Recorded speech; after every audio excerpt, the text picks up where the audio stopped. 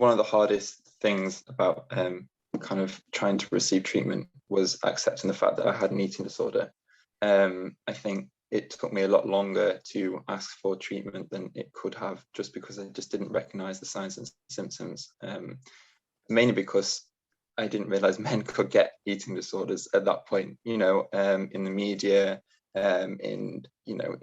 education, eating disorders are always talked about as a female illness, and you have the stereotype of the teenage girl who's obsessed about weight or image. And so I think the fact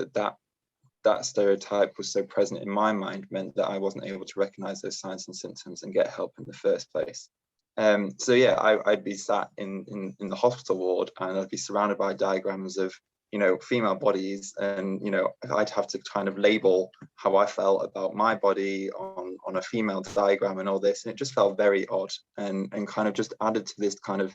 dysphoria between how I